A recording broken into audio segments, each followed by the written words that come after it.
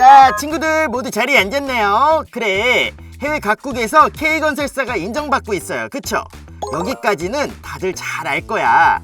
그런데 아직도 K건설사를 알리는데 1등 공신 역할을 하고 있는 대우건설에 대해서 100% 파악하지 못한 친구들이 있다고 해서 보충 수업을 하려고 해요.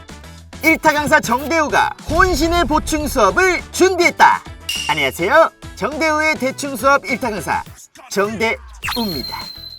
K건설사 대우건설이 글로벌하게 활약하고 있는 건 대충 아는데 자세히는 모르겠다고요? 어느 나라에서 어떤 걸 했냐고요? 저만 믿고 따라오세요. 저를 전적으로 믿으셔야 합니다. 스님만 믿으세요. 해외 각국에서 인정받고 있는 우리 K건설사 대우건설, 너무 많은 활동들이 있지만 시간상 모든 업적들을 다 설명할 순 없고 대우건설의 2024년 주요 글로벌 행보를 한 큐에 정리해줄게. 정대우의 대충 수업. 넌 학생이고 난 선생이야. 자, 먼저 인도입니다. 우리 지난 시간에 배운 적 있는데 인도에서 가장 긴 무엇을 무제해 준공했다? 다리. 아, 그렇지. 정답. 맞아. 그런데 그냥 다리? 아니죠. 해상교량이었죠.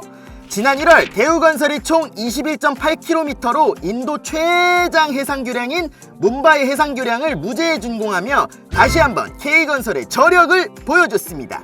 총 3개의 패키지 중 가장 난 코스인 패키지 2의 시공을 대우건설과 타타프로젝트가 함께 진행하면서 약 69개월의 공사를 무제해 준공을 했죠. 여기서 잠깐! 뭄바이 해상교량이 개통되면서 어느 정도의 효과를 가져왔느냐 기억나는 친구 있나요? 돌아가야 했던 길에 빠르게 갈 수 있게 됐어요. 그렇죠! 이동시간이 완전히 짧아졌단 말이야. 뭄바이부터 나비 뭄바이까지 2시간 걸리던 이동시간이 30분으로 대폭 단축됐다고 하죠. 근데 중요한 점이 이뿐만이 아니지. Can you feel my heartbeat? Heartbeat, beat, beat, beat, beat.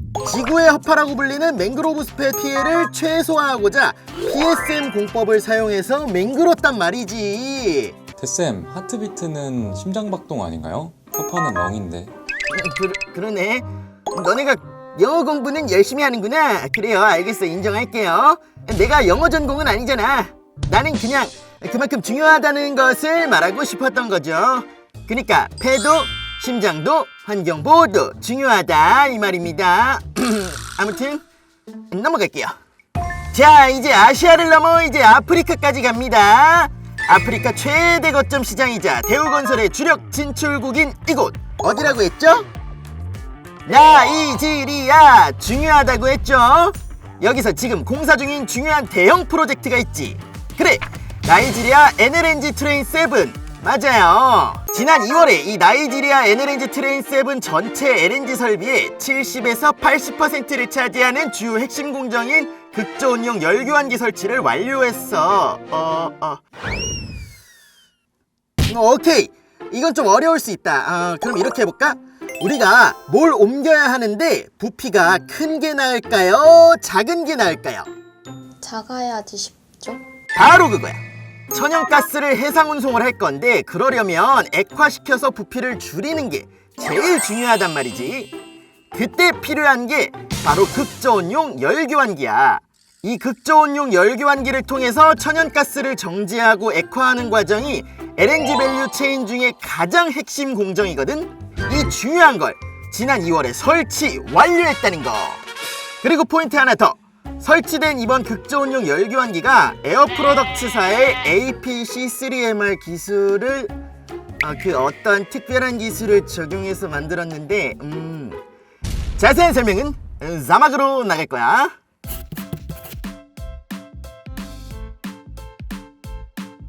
그 기술을 적용해서 만든 것 중에 단일 규모 세계 최대 용량이라는 거야. 별표. 이번 설치로 대우건설이 LNG 플랜트 분야에서 쌓아온 우수한 기술력과 경험을 인정받았다고 할 수 있어. 대단하지? 다음은 2009년 아랍에미리트 원전 수출 이후 15년 만에 해외 원전 수출의 명맥을 다시 이어가게 한 사업이야. 이거는 기억나요. 팀코리아였는데. 오, 맞아요. 기억하는구나. 아주 기특해. 지난 7월 팀코리아의 대우건설이 원전 강국인 프랑스를 제치고 체코 원전 입찰에서 우선 협상 대상자로 선정됐죠. 체코 신규 원전 건설은 두코바니와 테물린 지역에 1000메가와트 이하 원전 최대 4기를 짓는 사업이에요. 혹시 지난 핫이슈 수업 기억하고 있는지 볼까? 프랑스와 치열한 2파전까지 갔을 때 팀 코리아의 전략이자 최대 강점이 뭐라고 했죠? 온타임 위드 버짓. 예스! 확실히 영어를 잘하네 친구가. 친구는 영어만 좋아하나봐. 예산 내 적기 시공을 강점으로 내세우며 모든 평가 분야에서 프랑스를 제치고 선정되었죠. 시공주관사인 대우건설은 설계, 시공, 유지보수, 해체까지 원자력 전 분야에 대한 토탈 솔루션을 제공할 수 있는 국내 유일의 건설사로 이번 프로젝트에서 주 설비 공사를 비롯한 시공 전반을 책임질 거예요. 다음, 내가 베트남 갔었던 거 기억하지? 아, 그때 정말 좋았는데. 차차차차차. 자, 내가 정말 살고 싶어 했던 하노이 스타레이크 시티 기억나니? 대우건설이 바로 이 스타레이크 시티 신도시 사업의 경험과 경쟁력을 바탕으로 지난 8월에 베트남 타이빈성 끼엔장 신도시 개발 사업 투자자 승인을 받았단 말이야. 끼엔장 신도시는 타이빈시 일대 약 96만 3천 제곱미터 규모의 주거, 상업, 아파트, 사회주택 등이 들어서는 신도시로 다가오는 2025년부터 2035년까지 10년에 걸쳐 약 3억 9천만 달러 규모의 투자를 통해 신도시로 조성될 예정이야. 대단하지? 근데 이게 보통 노력으로 된 게 아니란 말이야. 대우건설의 해외도시 개발 사업 확대를 위한 노력이 무던히도 있었기 때문에 이런 결과를 이뤄낸 거지. 특히 베트남은 대우건설 정원주 회장님이 2022년부터 올해까지 4차례 방문하고 베트남의 주요 관계자들이 방한할 때마다 만나면서 네트워크를 형성해 올 정도로 애정을 가진 곳이야. 우리 친구들도 하고 싶은 게 있다면 후회 없이 최선을 다해 노력하기 약속! 그럼 그 일이 곧 현실이 될 거야. 쌩님 믿어! 다음은 대우건설이 중앙아시아 지역에 첫 진출한 프로젝트야. 어디? 그래, 투르크메니스탄! 투르크메니스탄? 꺼지지 않는 불구덩이, 지옥의 문이 있다는 거기요? 그것도 맞긴 한데 이제 투르크메니스탄 하면 대우건설로 기억해보자구. 대우건설이 지난 10월 투르크메니스탄에서 1조 원 규모의 미네랄 비료 플랜트 프로젝트의 낙찰자로 선정됐단 말이야. 이게 어떤 프로젝트냐? 투르크메니스탄 수도인 아슈하바트 동쪽으로 약 450km 떨어져 있는 투르크 제2의 도시 투르크메나벳에 위치한 비료 플랜트인데 연산 35만 톤의 인산 비료, 황산암모늄 연산 10만 톤의 생산 설비와 부대 시설을 건설하는 공사야. 규모가 어마어마하지? 대우건설은 앞으로도 투르크메니스탄에서 다양한 인프라 사업과 신도시 개발 사업 등 추가 사업의 기회를 모색할 계획이야. 자, 마지막으로 하나만 더 보고 가자. 자, 퀴즈 한번 맞춰볼까? 이라크에 건설 중인 8천억 규모의 중동 최초 침매 터널 누가 만들고 있을까? 대우건설이요. 맞아!